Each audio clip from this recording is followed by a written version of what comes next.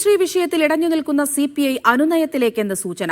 തുടർ നടപടികൾക്കായി മന്ത്രിസഭാ ഉപസമിതി എന്ന മുഖ്യമന്ത്രിയുടെ നിർദ്ദേശം CPI അംഗീകരിച്ചേക്കും. വിഷയം ചർച്ച ചെയ്യാൻ ഉടൻ LDF യോഗം ചേരും. നവംബർ 4-ന് ചേരുന്ന CPI സംസ്ഥാന കൌൺസിൽ യോഗത്തിലാകും അന്തിമ തീരുമാനമുണ്ടാവുക.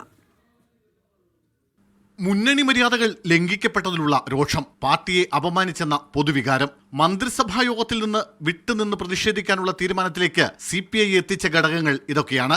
എന്നാൽ അനുനയത്തിനുള്ള വാതിലുകൾ പൂർണ്ണമായി കൊട്ടിയടക്കേണ്ടെന്നാണ് CPIയുടെ നിലപാട്.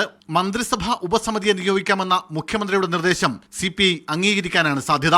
പദ്ധതിയിൽ നിന്ന് പിന്മാറാൻ കഴിയുമോ എന്നതടക്കമുള്ള കാര്യങ്ങൾ ഈ സമിതി പരിശോധിക്കും. പദ്ധതിയുമായി ബന്ധപ്പെട്ട എല്ലാ തുടർ നീക്കങ്ങളുടെയും പൂർണ്ണ അധികാരം CPI മന്ത്രിമാർ കൂടി ഉൾപ്പെട്ട ഈ സമിതിക്കായിരിക്കും. അടുത്ത ദിവസം LDF യോഗം വിളിച്ചു ചേർക്കാനും ചർച്ചയിൽ തീരുമാനമായിട്ടുണ്ട്. തർക്കം നീട്ടിക്കൊണ്ടുപോകാൻ CPIക്ക് താല്പര്യമില്ലെന്ന് മന്ത്രി P. പ്രസാദിന്റെ പ്രതികരണത്തിലും വ്യക്തം.